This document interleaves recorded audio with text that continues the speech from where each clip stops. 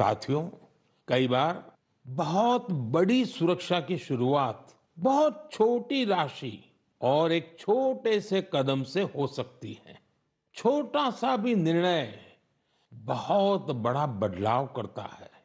मेरा आप सभी से आग्रह है कि अपने परिवार में इन योजनाओं की जानकारी जरूर साझा करें। मेरे प्यारे देशवासियों, मन की बात में अब बात एक ऐसे विषय की जो हजारों साल पुराना है, हजारों साल से मानव समाज में घर कर करके बैठ गया है। ये विषय है अंधविश्वास का। अंधविश्वास कई बार केवल एक गलत धारणा नहीं होता, वो डर पैदा करता है।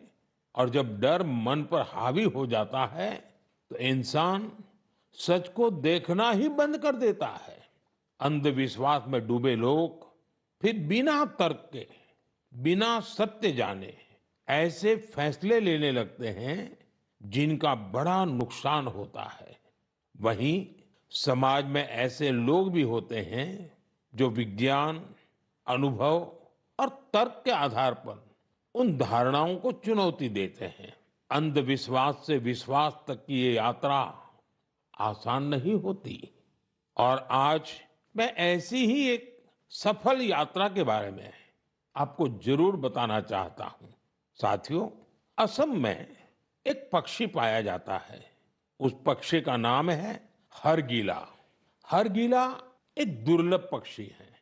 ये प्रकृति को स्वच्छ रखने में अहम भूमिका निभाता है। लेकिन असम के कुछ इलाकों में लंबे समय तक इसे अशुभ माना जाता था।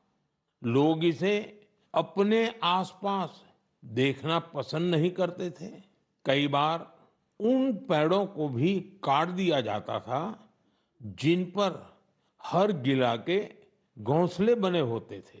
सोचिए, एक ऐसा पक्षी जो पर्यावरण की सफाई में मदद करता है, वही हर गिला लोगों के डर का शिकार बन गया था। इसी दौरान जीव वैज्ञानिक पूर्णिमा देवी बर्मन ने ये सब देखा। उन्होंने लोगों के मन में बैठी गलत धारणा को बदलने का संकल्प लिया। उन्होंने महिलाओं से बात की। उन्होंने लोगों को विज्ञान के आधार पर समझाया। धीरे धीरे महिलाएं इस अभियान से जुड़ने लगी। फिर एक बड़ा बदलाव शुरू हुआ।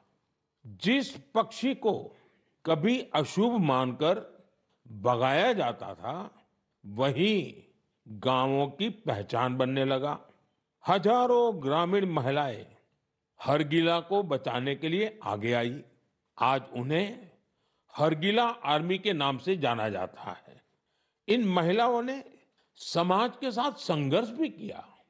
समाज को समझाने के लिए दिन रात काम किया और अंधविश्वास को पीछे छोड़ करके रहे। उन्होंने दिखाया है, जब सही जानकारी पहुंचाई जाती है तो वर्षों पुरानी सोच भी बदल सकती है। साथियों, मैं अक्सर कहता हूं, जो खेलता है वो खिलता है।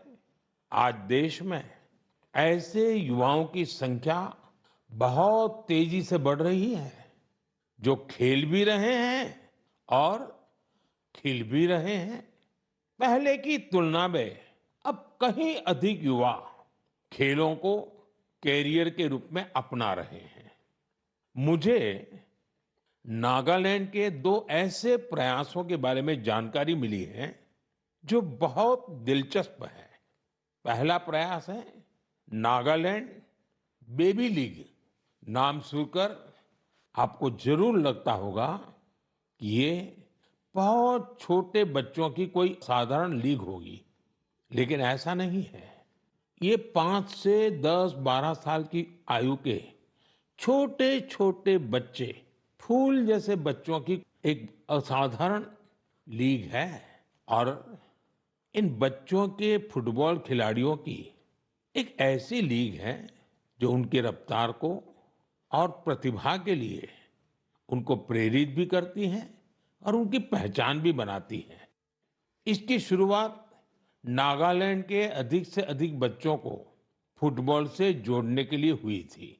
5 से 12 वर्ष तक के लड़के और लड़कियां इसमें हिस्सा ले सकते हैं। ये लीग अब अपने 3 वर्ष पूरे कर चुकी है। इस लीग का बच्चों के मन पर बहुत अच्छा प्रभाव पड़ा है। साथियों, नागालैंड में एक और अच्छा प्रयास हो रहा है। इसका नाम है नागालैंड विमेन फुटसल लीग।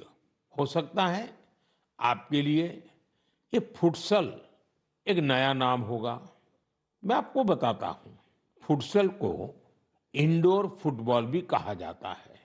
इसमें एक टीम में केवल 5 खिलाड़ी होते हैं। खेल का मैदान भी फुटबॉल के मैदान से बहुत छोटा होता है। इस कारण खिलाड़ियों को तेज फैसले लेने होते हैं। उन्हें अपनी टेक्निक और स्किल का बेहतर इस्तेमाल करना पड़ता है। नागालैंड की विमेन फुटसल लीग हमारी बेटियों को अपनी प्रतिभा दिखाने का अच्छा अवसर दे रही है। मैं ऐसी पहलों के लिए नागालैंड के लोगों की सराहना करता हूं। ऐसे प्रयास देश के दूसरे हिस्सों को भी प्रेरणा देते हैं। साथियों, ये टेक्नोलॉजी का युग है। हर दिन नई रिसर्च हो रही है, नए नए एआई इनोवेशन सामने आ रहे हैं। इस दौर में एक सवाल बहुत महत्वपूर्ण है। लोगों की क्रिएटिविटी को कैसे बचाए रखा जाए। नई टेक्नोलॉजी के साथ आगे बढ़ते हुए हम अपनी जड़ों से कैसे जुड़े रहें, इन सवालों का समाधान खोजा है नालंदा विश्वविद्यालय ने। हजारों साल पुरानी हमारी नालंदा विश्वविद्यालय अब नए अवतार के रूप में भारत का भाग्य गढ़ रही है। 2 साल पहले मुझे नालंदा विश्वविद्यालय के नए परिसर के लोकार्पण का अवसर मिला था। नालंदा विश्वविद्यालय ने शास्त्रार्थ की हमारी प्राचीन परंपरा को फिर से जीवन किया है। शास्त्रार्थ केवल अपनी बात रखने का माध्यम नहीं है। ये वाद, संवाद और मंथन की एक अनुशासित प्रक्रिया है। इसमें तर्क के साथ, तथ्य के साथ अपनी बात कहना बहुत जरूरी होता है और उसमें आपकी महारत होनी चाहिए। दूसरों के विचारों को धैर्य से सुनने और समझने की सीख भी इस शास्त्रार्थ की प्रक्रिया से मिलती है। मुझे खुशी है कि नालंदा विश्वविद्यालय ने इसे अपने दीक्षांत समारोह का हिस्सा बनाया। इसमें भाग लेने वाले करीब आधे स्टूडेंट्स अन्य देशों से आए थे। एक प्राचीन परंपरा को आज के समय से जोड़ने का ये प्रयास बहुत सराहनीय है।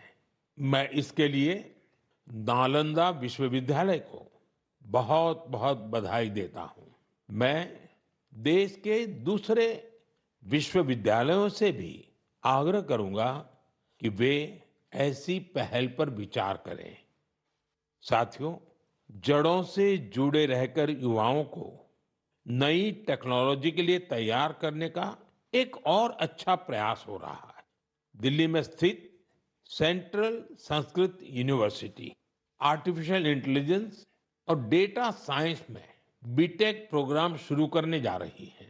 ये आधुनिक टेक्नोलॉजी को भारत के पारंपरिक ज्ञान से जोड़ने की दिशा में एक महत्वपूर्ण कदम है। इससे भारतीय भाषाओं के लिए नए एआई टूल्स तैयार करने में मदद मिलेगी। हमारे प्राचीन ग्रंथों और पांडुलिपियों को डिजिटल रूप में संरक्षित करने के काम को भी नई गति मिलेगी। मैं सेंट्रल संस्कृत यूनिवर्सिटी को इस प्रयास के लिए बहुत बहुत शुभकामनाएं देता हूं। साथियों, आज भारतीय संस्कृति दुनिया के अलग अलग हिस्सों तक पहुंच रही है। हमारे गीत, संगीत और आध्यात्म को दुनिया भर के लोग जान रहे हैं और अपना रहे।